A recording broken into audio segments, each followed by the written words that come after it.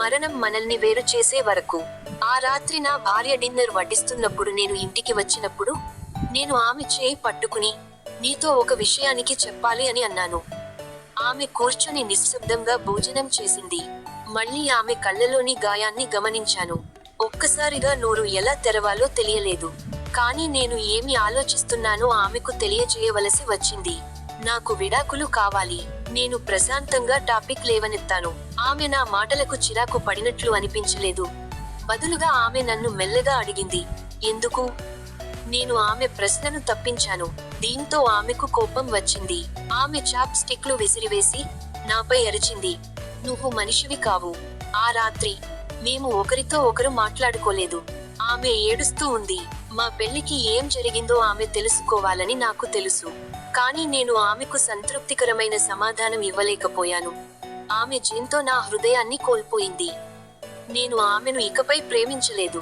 నేను ఆమెపై జాలిపడ్డాను. తీవ్ర అపరాధ భావంతో మా ఇల్లు, మా కారు మరియు నా కంపెనీలో 30% వాటా ఆమె స్వంతం చేసుకోవచ్చని పేర్కొంటూ విడాకుల ఒప్పందాన్ని రూపొందించాను. ఆమె దానిని చూసి, ఆపై దానిని ముక్కలుగా చేసింది. తన జీవితంలో 10 ఏళ్లు నాతో గడిపిన స్త్రీ వాడిగా మారింది.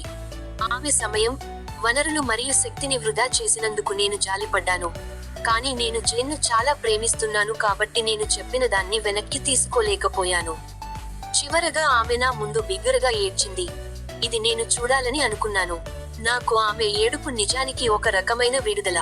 చాలా వారాలుగా నన్ను వేధించిన విడాకుల ఆలోచన ఇప్పుడు దృఢంగా మరియు స్పష్టంగా కనిపిస్తోంది. మరుసటి రోజు నేను చాలా ఆలస్యంగా ఇంటికి తిరిగి వచ్చాను మరియు ఆమె టేబుల్ వద్ద ఏదో వ్రాస్తూ కనిపించింది. నాకు రాత్రి భోజనం లేదు కానీ నేరుగా నిద్రలోకి వెళ్లి చాలా వేగంగా నిద్రపోయాను ఎందుకంటే నేను జేన్తో ఒక సంఘటన తర్వాత అలసిపోయాను. నేను మేల్కొన్నప్పుడు ఆమె ఇంకా టేబుల్ వద్ద రాస్తూ ఉంది. నేను పట్టించుకోలేదు కాబట్టి నేను తిరగబడి మళ్లీ నిద్రపోయాను. ఉదయం ఆమె తన విడాకుల షరతులను సమర్పించింది. ఆమె నా నుండి ఏమీ కోరుకోలేదు. కానీ విడాకులకు ముందు 1 నెల నోటీసు అవసరం. ఆ 1 నెలలో మేమిద్దరం వీలైనంత సాధారణ జీవితాన్ని గడపాలని కోరింది. ఈ పరిస్థితులకు ఆమె కారణం చాలా సులభం. మా అబ్బాయికి 1 నెల వ్యవధిలో పరీక్షలు ఉన్నాయి మరియు మా వివాహ బంధంతో అతనికి అంతరాయం కలిగించడం ఆమెకు ఇష్టం లేదు. ఇది నాకు సమ్మతమైనది. కానీ ఆమెకు ఇంకా ఏదో ఉంది. మా పెళ్లి రోజున నేను ఆమెను పెళ్లి గదిలోకి ఎలా తీసుకువెళ్లానో గుర్తు చేసుకోవాలని ఆమె నన్ను కోరింది. నెల రోజుల పాటు ప్రతిరోజు ఉదయాన్నే మా బెడ్రూమ్ నుండి ఇంటి ముందు తలుపు దగ్గరకు తీసుకువెళ్లమని ఆమె అభ్యర్థించింది. ఆమెకు పిచ్చి పట్టిస్తోందని అనుకున్నాను. మా చివరి రోజులను భరించగలిగేలా చేయడానికి నేను ఆమె బేసి అభ్యర్థనను అంగీకరించాను. నేను నా భార్య విడాకుల పరిస్థితుల గురించి జేన్కి చెప్పాను. ఆమె బిగ్గరగా నవ్వింది మరియు ఇది అసంబద్ధం అని అనుకుంది. ఎన్ని ట్రిక్కులు వేసినా విడాకులు తీసుకోవాల్సిందే అంటూ ధీమాగా చెప్పింది. నా విడాకుల ఉద్దేశం స్పష్టంగా వ్యక్తీకరించబడినప్పటి నుండి నా భార్య మరియు నాకు ఎలాంటి శరీర సంబంధం లేదు.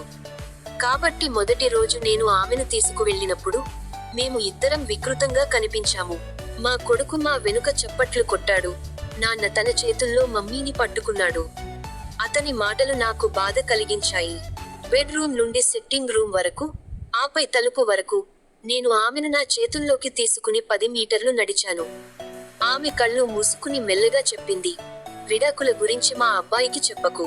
నేను కాస్త కలత చెందుతూ నవ్వాను. నేను ఆమెను తలుపు వెలుపల ఉంచాను. ఆమె పని కోసం బస్సు కోసం వేచి ఉంది. నేను ఒంటరిగా ఆఫీసుకు వెళ్ళాను. రెండో రోజు మేమిద్దరం చాలా తేలిగ్గా నటించాం. ఆమె నా ఛాతీ మీద వాలింది. నేను ఆమె బ్లౌజ్ పరిమళాన్ని పసిగట్టాను. నేను చాలా కాలంగా ఈ స్త్రీని జాగ్రత్తగా చూడలేదని నేను గ్రహించాను. ఆమె ఇక చిన్నది కాదని నేను గ్రహించాను. ఆమె ముఖం మీద చక్కటి ముడతలు ఉన్నాయి. ఆమె జుట్టు నెరిసిపోయింది. మా వివాహం ఆమెపై ప్రభావం చూపింది. నేను ఆమెను ఏమి చేశానని 1 నిమిషం ఆలోచించాను. 4వ రోజు నేను ఆమెను పైకి లేపినప్పుడు నాకు ఆత్మీయత తిరిగి వచ్చినట్లు అనిపించింది. నాకు తన జీవితంలో 10 ఏళ్లు ఇచ్చిన మహిళ ఇది. 5వ మరియు 6వ రోజు మా సాన్నిహిత్యం మళ్లీ పెరుగుతోందని నేను గ్రహించాను. నేను దీని గురించి జేన్కి చెప్పలేదు. నెల రోజులు గడుస్తున్న కొద్దీ ఆమెను మోసుకెళ్లడం సులువైంది. బహుశా రోజువారీ వ్యాయామం నన్ను బలంగా చేసింది. ఆమె ఒక ఉదయం ఏమి ధరించాలో ఎంచుకుంది. ఆమె చాలా కొన్ని దుస్తులు ధరించడానికి ప్రయత్నించింది, కానీ సరైనది కనుగొనబడలేదు. అప్పుడు ఆమె నిట్టూర్చింది. నా డ్రెస్సులన్నీ పెద్దవి అయ్యాయి. అకస్మాత్తుగా ఆమె చాలా సన్నగా పెరిగిపోయిందని నేను గ్రహించాను. అందుకే నేను ఆమెను మరింత సులభంగా మోయగలిగాను. అకస్మాత్తుగా అది నాకు తగిలింది. ఆమె తన హృదయంలో చాలా బాధను మరియు చేదును పాతిపెట్టింది. అవ్యక్తంగా నేను ఆమె తలని తాకాను. ఆ సమయంలో మా అబ్బాయి వచ్చి, నాన్నా, అమ్మను బయటకు తీసుకెళ్లే సమయం వచ్చింది. అతనికి తన తండ్రి తన తల్లిని బయటకు తీసుకువెళ్లడం అతని జీవితంలో ఒక ముఖ్యమైన భాగంగా మారింది. నా భార్య మా కొడుకుని దగ్గరకు రమ్మని సైగ చేసి గట్టిగా కౌగిలించుకుంది. ఈ చివరి నిమిషంలో నేను నా మనసు మార్చుకుంటానని భయపడి నేను ముఖం తిప్పుకున్నాను. నేను ఆమెను నా చేతుల్లో పట్టుకుని పడకగది నుండి కూర్చునే గది గుండా హాలుకు నడిచాను. ఆమె చేయి మెత్తగా మరియు సహజంగా నా మెడను చుట్టుముట్టింది. నేను ఆమె శరీరాన్ని గట్టిగా పట్టుకున్నాను. ఇది మా పెళ్లి రోజులాగే ఉంది. కానీ ఆమె చాలా తేలికైన బరువు నాకు బాధ కలిగించింది. చివరి రోజు నేను ఆమెను నా చేతుల్లో పట్టుకున్నప్పుడు నేను ఒక్క అడుగు కూడా కదలలేకపోయాను. మా అబ్బాయి స్కూల్కి వెళ్ళాడు. నేను ఆమెను గట్టిగా పట్టుకుని, మా జీవితంలో సాన్నిహిత్యం లేదని నేను గమనించలేదు. నేను ఆఫీసుకు వెళ్ళాను మరియు డోర్ లాక్ చేయకుండా వేగంగా కారు నుండి దూకుతాను. ఆలస్యమైన నా మనసు మార్చుకుంటుందేమోనని భయపడ్డాను. నేను పైకి నడిచాను. జేన్ తలుపు తెరిచింది మరియు నేను ఆమెతో, క్షమించండి జేన్, నాకు ఇకపై విడాకులు వద్దు. ఆమె నన్ను చూసి ఆశ్చర్యంగా, ఆపై నా నుదిటిని తాకింది. మీకు జ్వరం ఉందా? ఆమె చెప్పింది. నేను ఆమె చేతిని నా తలపై నుండి కదిలించాను. క్షమించండి జేన్, నేను విడాకులు తీసుకోనని చెప్పాను. నా వైవాహిక జీవితం బోరింగ్గా ఉంది. ఎందుకంటే ఆమె మరియు నేను మా జీవిత వివరాలకు విలువ ఇవ్వలేదు. మేము ఒకరినొకరు ప్రేమించనందున కాదు. మా పెళ్లి రోజున నేను ఆమెను నా ఇంటికి తీసుకువెళ్లినప్పటి నుండి మరణం మనల్ని దూరం చేసే వరకు నేను ఆమెను పట్టుకుని ఉండవలసి ఉందని ఇప్పుడు నేను గ్రహించాను. జేన్ హఠాత్తుగా మేల్కొన్నట్లు అనిపించింది. ఆమె నాకు గట్టిగా చప్పట్లు కొట్టి, ఆపై తలుపు వేసుకుని కన్నీళ్లు పెట్టుకుంది. నేను మెట్లు దిగి వెళ్లిపోయాను. దారిలో ఉన్న పూల దుకాణంలో నా భార్యకు పూల బొకే ఆర్డర్ చేశాను. సేల్స్ గర్ల్ కార్డు మీద ఏం రాయాలి అని అడిగింది.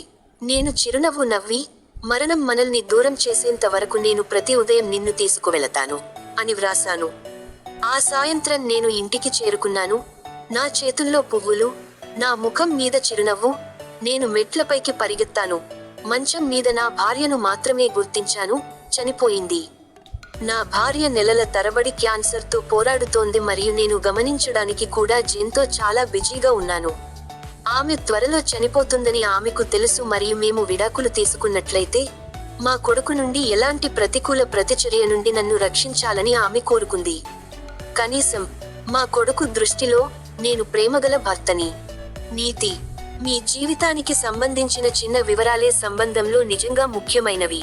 ఇది భవనం, కారు, ఆస్తి, బ్యాంకులోని డబ్బు కాదు. ఇవి ఆనందానికి అనుకూలమైన వాతావరణాన్ని సృష్టిస్తాయి కానీ తమలో తాము ఆనందాన్ని ఇవ్వలేవు.